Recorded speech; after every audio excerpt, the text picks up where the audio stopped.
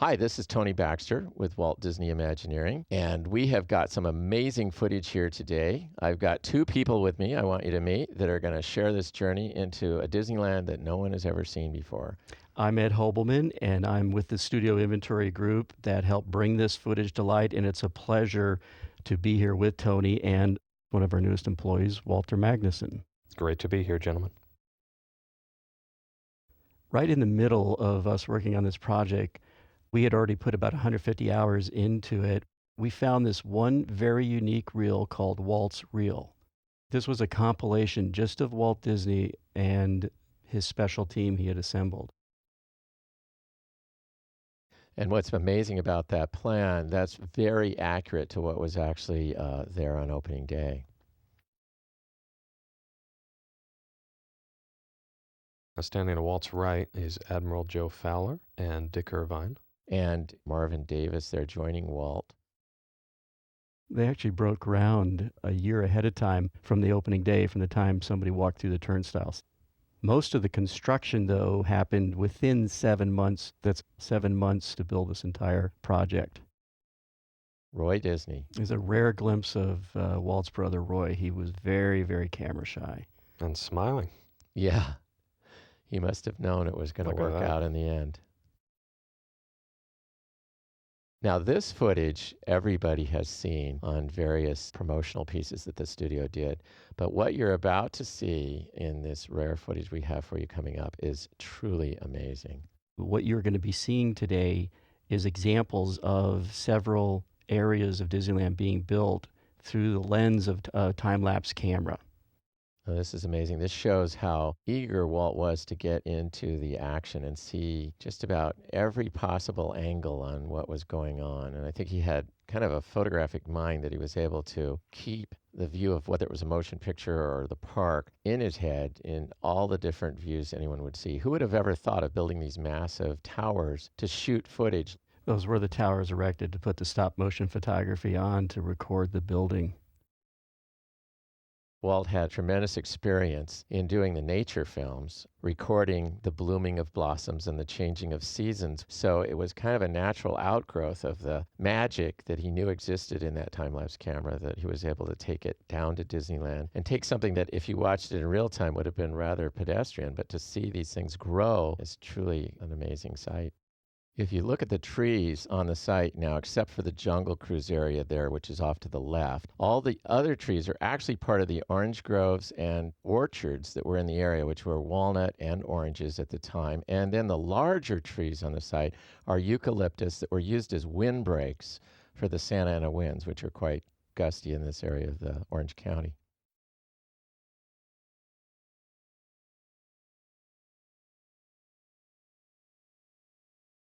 We're looking down now, I believe, towards the parking lot, which is now California Adventure, from the hub.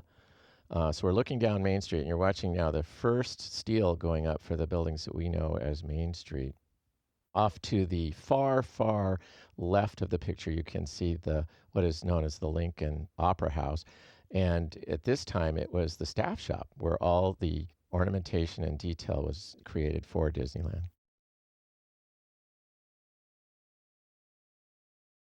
This is a shot of City Hall going up, so as you enter the park, look to your left. That is the first building that you'll see. City Hall and the firehouse with Walt's apartment. And the Jungle Cruise foliage had to go in well in advance of everything because they needed to get a growth season in the spring on all that foliage. So that was literally done a good 6 months out compared to everything else in the park. And for example, this construction that's going on right now would have been done just 4 months prior to the opening. And you can see in what raw state it's still in. It's really being, for me, interesting to see how quickly things were done in those days, that you went from breaking ground to opening in 1 year. Today, it would take us that long to do the drawings. And so it's extended out with all the rules and regulations that, are in modern construction. As we go through, I'll tell you some of the fun stories that I've been told by the people that did this as to how the construction process actually unfolded. Tony, how long did Disneyland Paris take? Well, we opened that park in '92, and it actually began to be designed in about 88, 87. So it's 5 years. Wow. Yeah. One of the things that's amazing to me about this is that a lot of this would not have been seen if it wasn't for some of the diligent workers in the inventory group who noticed a term on a can that was getting ready to move out of Southern California for deep storage in Pennsylvania in the salt mines, and it said Disneyland on it. And because of the natural curiosity of this individual, his name's Tim Barber, he opened it up and we took a look at it together, and we saw that it was this construction footage. And we're sure that it had not been seen before, so we brought it to the attention of our management, Scott Kelly, and he gave us the green light to take all this footage, all on 16 millimeter Kodachrome, and transfer it to a video format that we could use. And as great as this is, Ed, it's a tease, because I've seen over 200 reels of footage that stretches almost from prior to opening up to the 70s, and it's just amazing, amazing footage. Someday we're going to have a 400 disc set. That would be for our grandkids to enjoy. Actually, if you stretch this footage around the world, I think it wraps 3 times. Now, under that tarp in the middle is what would eventually become the portrait of Mickey Mouse and flowers. It's amazing all the work going on, and that takes forever to get that portion of the scene complete. They probably put a lot of effort into making sure that Mickey looked right from the force perspective. There it begins now, because you view it down at eye level, which means it had to be stretched vertically, almost like an anamorphic Mickey. Walt Disney was certainly a master at realizing even the documentation of the building of one of his venues would be important someday as an historical record. This is shot from a tower that was used obviously for the time-lapse, but there are several towers all over the park that were used for the time-lapse, as we're going to get into. What you're about to see is the testing of the train here with guests prior to the initial opening day on July 17th.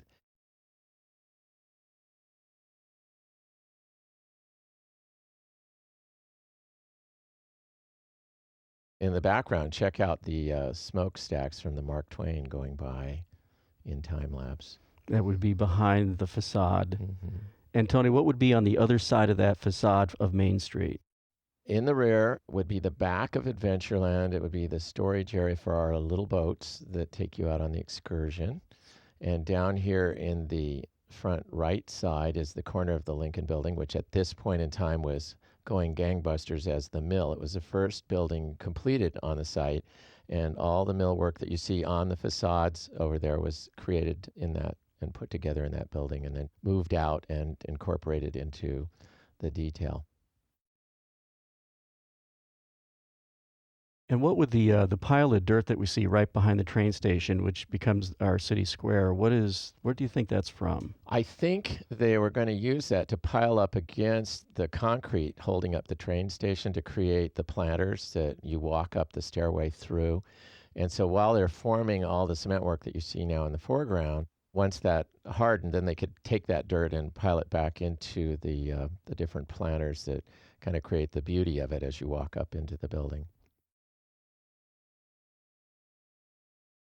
Now, the work going on with the interior there is the second floor, which is the PBX offices now for Disneyland, where when you call a Disneyland operator, she'll be sitting over here on the right side on the second floor looking down over Town Square, and it still operates that way to this day.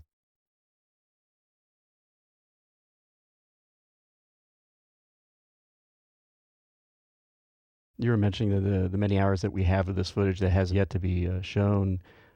We figure that we've recorded around 200 hours. But after a while, we decided to not transfer everything, and there must be literally 300 to 400 hours of this footage. Yeah, there's that gazebo. Yeah, the moving gazebo. The gazebo was originally intended by Walt to be in the town square, and when you got down into town square, it blocked the view of the castle. So near the opening date of Disneyland, they moved it out, and it appeared then up at the Plaza Gardens area, and then ultimately was moved out to where New Orleans Square is today.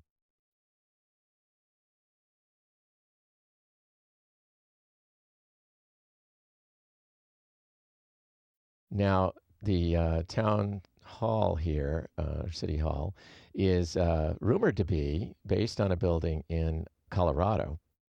And again, the trees that back up that area are all eucalyptus and brought in many years before the opening of Disneyland to work as a windbreak to protect the orange trees.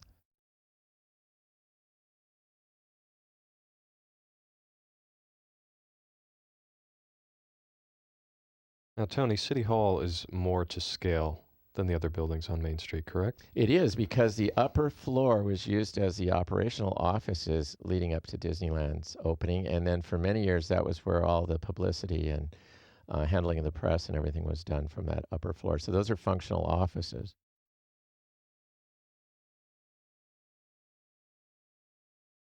And then, of course, the little fire station we all know is Walt Disney's apartment. And he would literally arrive down here on a Friday afternoon and spend the whole weekend there surveying. I think we'll see some shots of Walt riding around in the park later on.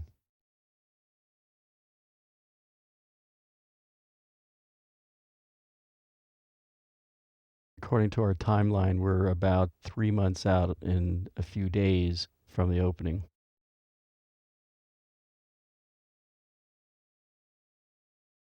Here comes our gazebo There again. it is, working its way down. And oh my gosh, you can't see the castle, so away it goes after they get it all set up. I love the ability to mold and shape things, and you hear Walt say that in many of his pieces about Disneyland, that he loves that it's alive and can be changed, unlike a movie that once it's in the can, it's finished.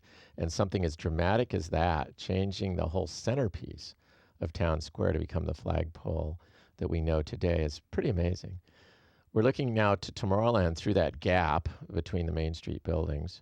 Was that going to be where International Street was? Yeah, and there was on opening day, it said coming soon, International Street, and the fence that was that barricade to keep the guests from seeing it is still there to this day. So we're still waiting for International Street. And You'll this have to go to Epcot to see World Showcase. Yeah.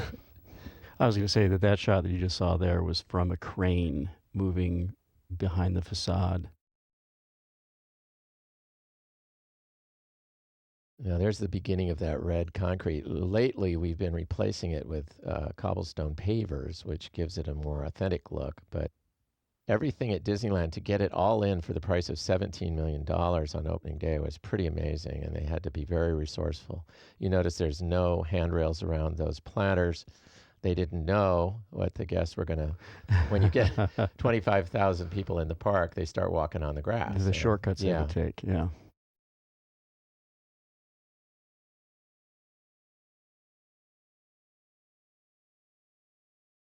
I think we're starting in Tomorrowland, and that highway in the background, right in front of the orange grove, is Harbor Boulevard. And you're going to watch the moon ride, Flight to the Moon, appear very quickly. And all of this was near the end. They didn't really know what they were going to do in Tomorrowland until Ward Kimball did the Man in Space television series. And that really kicked it into high gear as to, getting out there. But it was way late. We're already into May, 2 months from the opening when you're watching this footage. And it literally made it just to the finish line. I'm not sure if the ride was actually open on opening day. It may have been delayed a couple of days, but for the press, they were able to go in and see a good part of the show. But I don't think it was actually open to the public for a few days. Now, Tony, I've heard you tell a story about the crane being featured in some of the artwork. Yeah, we're going to see when the lunar rocket arrives in a minute, which was only days, like 10 days before opening. And they set it up, and they got the publicity people out there, and they took a really great shot, which was made into a silk screen, a beautiful silk screen piece that we sold in the Disney Gallery many times. And I always wondered, what is that crane? And it turns out it was actually the construction crane, and whoever shot the picture and painted the painting just thought it was part of, there's the crane. And if you see any of that original artwork, you'll see that crane actually in the picture as though it's part of the gantry or something. And, what did I know? As a 7-year-old kid, it looked great to me. So they had to hold it in the air while they actually attached the landing gear here. And we are about 10 days from the opening of this attraction. And I can't believe that, doing what I do with Walt Disney Imagineering. If we were 10 days away and the facility looked like this, I can tell you everyone that I work for would be having a heart attack. Okay, we're now only 4 days before the opening of this attraction. And it looked really good. Watch the umbrellas and things arrive here in the next few moments out in the front. And they just squeaked by, believe me. Tomorrowland was probably the least complete land It opening was. day. Yeah, correct? there are the umbrellas. They're all in, and we're now 3 days away. And this is how it looked just probably a day or so before. It was the least complete. The Autopia was the big attraction. And Right. It's still one of our favorites today. It's the first time kids get a chance to drive. Wait a minute, where are the guide rails for the cars? There aren't any. You could literally pass. You could take and go around the car if they were going slow.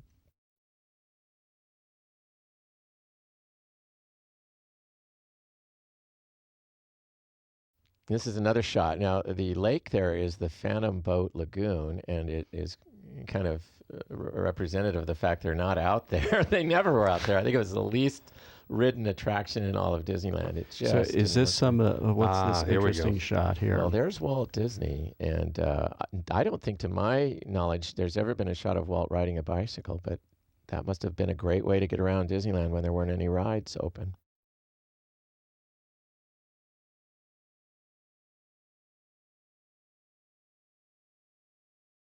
Now we're in Fantasyland, and straight in the center of this shot is the castle where that guy is digging. He's starting to dig out the castle, and you're going to watch that come up. Now, that is a Snow White building, and what is now Pinocchio, and over here is Peter Pan, and beyond that, Mr. Toad. Alice was not part of the opening day.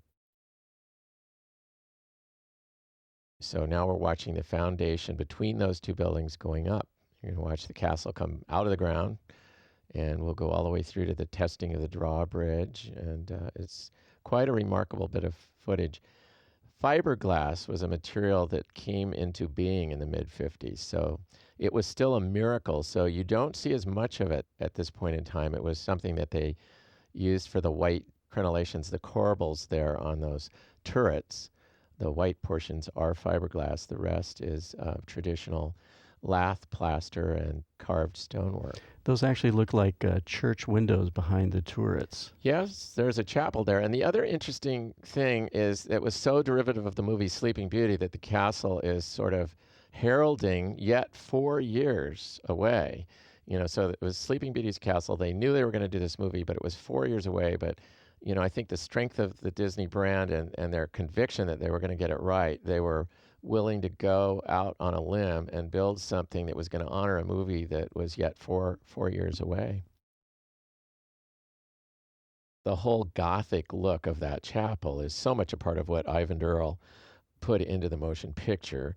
And in fact, Ivan was hired by Walt to come down and do the show that was inside this castle, which is more or less a preview of the movie. It was open, I think, in 1957, 2 years after the park opened, and for 2 years it operated, giving guests a really neat preview of what the movie was going to be like. Now, is that a different experience than we have now, where you walk up the stairs and you go through each view? It was very, very different. It had that, just stunning Ivan Earl stylization. Now there goes the drawbridge. You see the drawbridge there. Now, when was the last time that drawbridge came down? Well, when we rebuilt Fantasyland in '83, we decided, let's see if it still works, and doggone it, it did. And Yeah. So that's pretty long span between the two openings.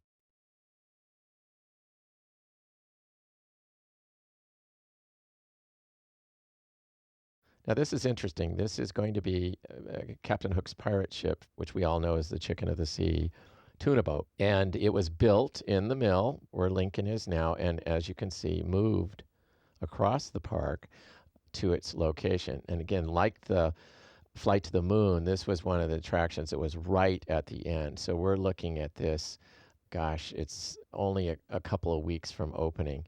And if you do get a chance to look at the footage that's in the Kinescope opening day of Disneyland, you can see that the boat was painted red. And it's black and white, but you can tell they put paint on it, and there were no details. None of the beautiful gold filigree work was on. It was just a piece of wood that had been painted red. And that's about as far as they could get on that opening day.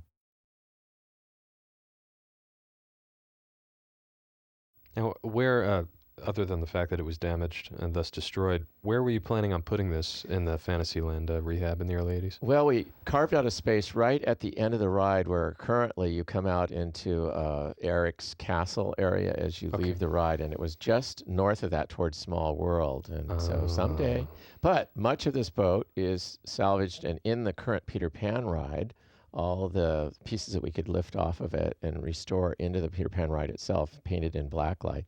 And the entire boat was duplicated for Disneyland Paris. And you can visit it with Skull Rock Cove and everything in Disneyland Paris. In orientation to today, where is this in Disneyland now? It is exactly on the footprint of the Dumbo ride. That's what I know. Yeah. And behind it, you can see what is now Storybook Land and the Casey Jr. Railroad. At the time, there was nothing but dirt, and they didn't know what they were going to do with it, so they called it Canal Boats of the World. And the rumor is that Bill Evans, who is the great legendary landscape architect for Disneyland, labeled the weeds so that the ride operators talked about obile vulgaris and various things along the way. Latin names? Yeah.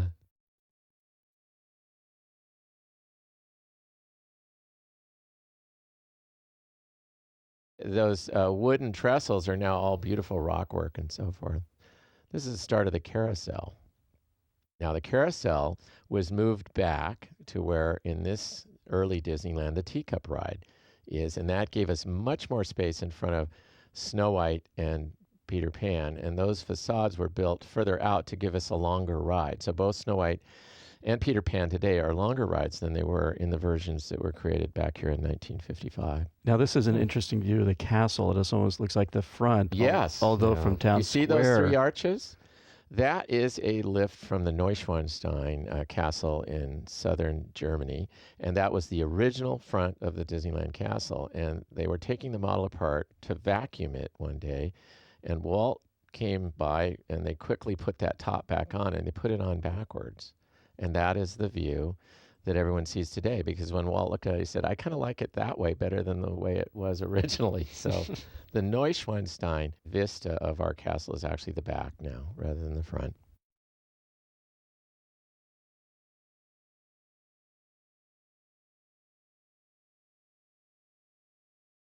Well, we're moving now to Frontierland, and you get a good sense of the density of the orange groves there. This is Fowler Harbor. It's still pretty much intact as it was on opening day. In fact, we are often restoring the Mark Twain in the same dry dock And that is area. the Mark Twain in the upper left. Yes. That's the base of the Mark Twain. The base of the Mark Twain with a boiler has been installed on it. Now, the actual detailing of that boat was done at the studio, and then these pieces of woodwork and fretwork were all shipped down to Disneyland. Now, we got a lot going on here. They tried filling the rivers of America, and it drained out because the ground in Anaheim is so sandy, it just went right through it. So they had to line it with clay to get the water to stay in place. And down in the foreground is a very interesting predecessor of New Orleans Square. This is sort of near where the French Market is today, a little closer to the river. And it's an odd building because the side where you can see the gables towards the water was themed as New Orleans, and it was called the Chicken Plantation. But the backside that we're looking at was themed to kind of a hacienda and gave it kind of a very early California Western look. So there are a lot of buildings in Disneyland that had two faces that way, and definitely something that would come only to someone who was familiar with backlots in Hollywood, where they could get double usage out of the same structure.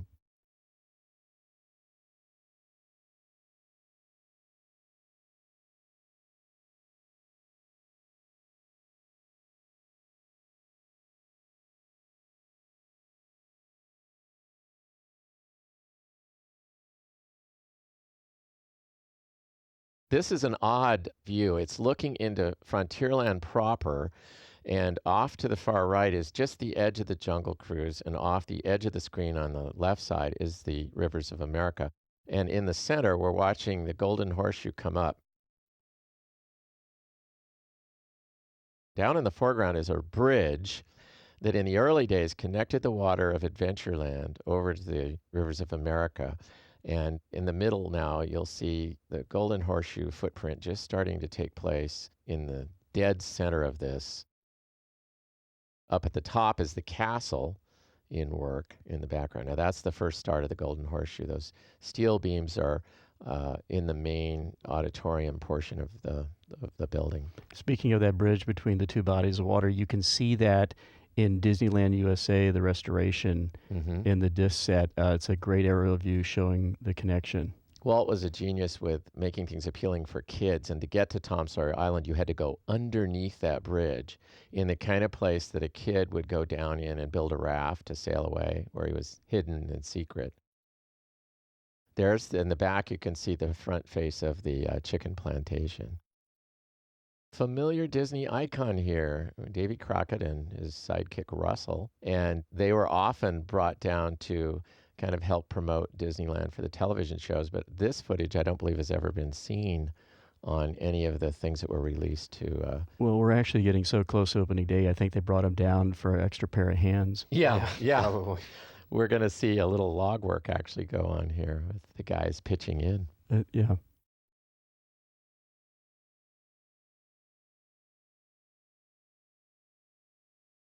I don't know how much of this he's actually done for a living. But And we don't want you to try this at home. no. He's got to be hot because this was in July. It had to be close to the end. This is probably early July.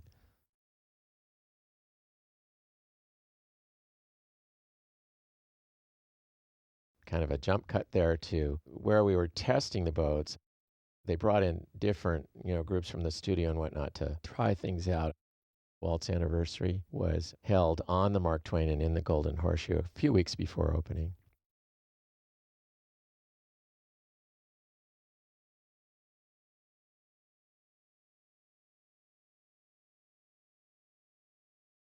This is a model of Adventureland. I've never seen it in color, other than it was installed at Disneyland in a preview center area and resided there many years, but I've never seen it photographed in color. So this is kind of, again, a very unique element. Some of this was used in early television shows, but of course it almost looks like they put Davy Crockett at the front. Yeah, or it's Indiana Jones. And this is about where today you'll find the piranhas, just after Schweitzer Falls. Now there again is that stand of eucalyptus, which is there to this day and provides a great blockage so you don't get the very radically different quality of Main Street from the jungle. It's beautifully obscured by that row of trees. I'm going to point out a couple of trees in here. The two large palms stood at the front of Ron Dominguez's house, which was on the property and was sold to Walt. And they were beautiful, full-size specimens of palms. And we, to this day, call that the Dominguez palm. And when you're getting your next Fast Pass for the Indiana Jones ride, take a look at what's right to your right, and you'll see that palm that's in the picture right now. And Ron Dominguez was the owner of the property? He was the son. And he went on to become a ride operator at Disneyland and actually became the head of running Disneyland for many, many years.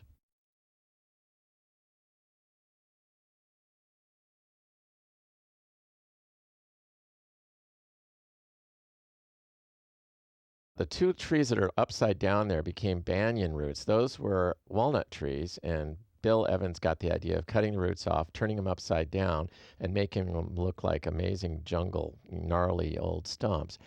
And I thought it was beautiful because, again, they were trying to get the most value out of everything they could, and those were left over from the orange groves. We're looking out towards the hub. This facility here was the Adventureland Veranda, which eventually became the Tiki Room. Now, Harper Goff, who was the art director on the Jungle Cruise and also did 20,000 Leagues Under the Sea and the Vikings and Willy Wonka and the Chocolate Factory, told me a wonderful story that is very different from how we would design the layout for this jungle ride. He took a stick and with the bulldoze operator, he drew what would be the left side of the water and then went about 10 feet over and drew what was the right side of the water. And then he said, all right, take all the dirt in between these two lines and pile it up and make the banks on either side of this. And that was how they carved out this ride. So they didn't have to haul the dirt away. They didn't have to do any drawings or anything. They just, did it right there with two guys working in the field. It's amazing. Amazing how beautiful the track layout is. I think it's one of the most convoluted trails you can imagine, and in so doing makes it seem like you've gone all over And this is Harper There Goff he on is. the There's right. Harper with his model of the rockwork for Schweitzer Falls. And I think having the backlot art direction, they knew how to do this, applying the metal lath on a paper base and then shooting it with what's called gunite, like you'd do a swimming pool. And then another layer of cement after that's dried is put on, and that is actually carved to get the beautiful textures. And we still do this pretty much basically the same today. And the finish is so permanent that the Matterhorn and many of the structures like Schweitzer Falls are still there 50 some years later. Now this is from our piranha pool looking back at Schweitzer Falls and back into the native encampment.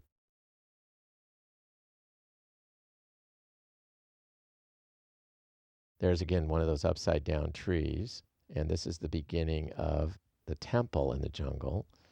And I think you're going to see some guys doing the incredible work of aging this all down. Again, a studio technology that you wouldn't have found in the labor market. Today, a lot of people are doing this for people's backyards, but at the time, you couldn't find anything like that. Were Now- most of these technicians, laborers, were they from the studio? No, but I think they were, the foremen and so forth were brought down from the studio to train the crews. And then in the case of the painting, I believe that was all studio labor and artisans.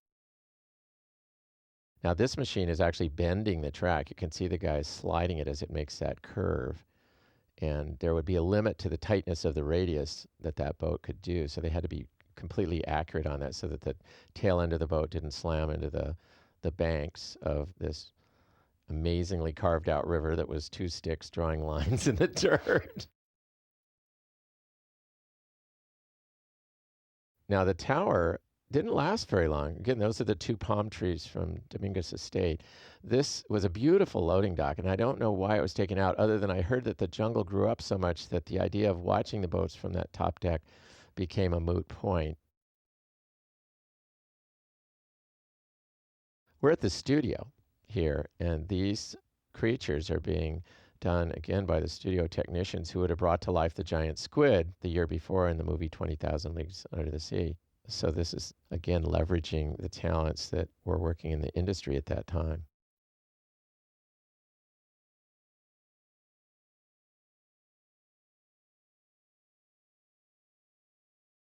One of the things that's fun, and it's in a lot of other, already shown television works, was always bringing these creatures down the Santa Ana Freeway. I always like to see them on the back of the trucks and pirates and animals and dinosaurs. And this is kind of tricky again. Did one get away from us? I don't know. You notice that's what we call free animation. When the bouncing of that rhinoceros causes the ears to wiggle, we'll often call that free animation because you don't have to pay to have an actuator in there to do it. Now, all the figures that appeared at Disneyland, whether they were Native Americans or natives in the jungle here, were modeled after a famous actor of that era, Woody Strode, who was, you've probably all seen him in the movie The Ten Commandments. He was the king of Ethiopia. And Harper Goff convinced him to come down, and he was a very well-built man, and they were able to get that casting. Here are the two baby rhinos with their free animation there. It looks sort of like they're on springs, but it was a really incredibly done and yet simple technology. Now the Jungle Cruise was hollowed out and made deeper wherever there was animation in the water. These didn't last very long. These are so scary. Pretty scary. Yeah, I think they may have been gone before the first year. They found out how bad the elements are on actual real fur, and the studio had to develop ways around that. Now, those are all the different control wires that, make one item come to life. This may or may not be the first time water was going in, but since it's in dirt, I think it's probably a test to see how it was going to work before they gunnited the actual canal, which would have been later. So they just wanted to make sure it was all level. Since they used such scientific methods as drawing the track with a stick, they probably had to find out where water sought a level and then marked that and adjusted so that the boats weren't going downhill or uphill, and everything worked out. I don't know if I'd want to go down underneath that boat or not. I certainly would not want to do it today. No, this is a great shot because today, even if you went to Google, you wouldn't be able to get a look down into the water because it's such an overgrown, amazing, real jungle today. But at this time, you could really look at how fantastic that layout is of making absolute use of every bit of the square footage. This is again the terrace, which is the Adventureland veranda. It later became the Tahitian terrace and was added to with the tiki room. And the front side, which is Yeah, there's that Victorian, theming. is the Plaza Pavilion. Now, olive trees were used because they grow really nicely in Southern California, and I'm kind of pleased to say I have 3 of those original olive trees in my yard. When they were going to be taken out 3 years ago, I was able to procure them, and they have all the twinkle lights and still going beautifully.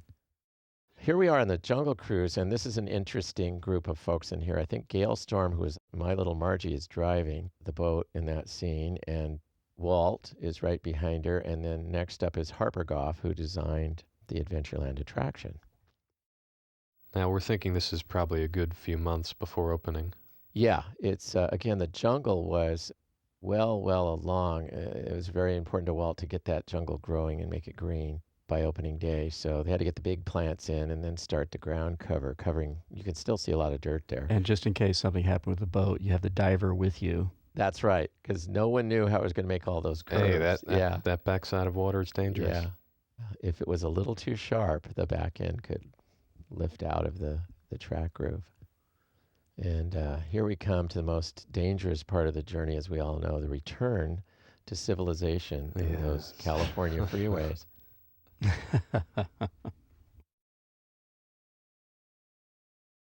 As the boat comes in, I think Walt takes the wheel away from Gail Storm and pilots us into the home stretch here, which is kind of neat, a great shot. There are those upside-down walnut trunks, and they put sphagnum moss with bromeliads in the top to make them look exotic, but they are from the original orchard. Again, looking at this footage, I'm amazed, especially of the Walt footage, of the attention to detail that he would bring, his creativity, his innovation down into the ride construction and the supervision itself. To me, when you realize that nothing like this has been done before, it's absolutely something that could have only come out of the industry of Hollywood and taking that to another step. And this has just been such a great opportunity to go back through the pages of time and look at something that was truly a transformation in America.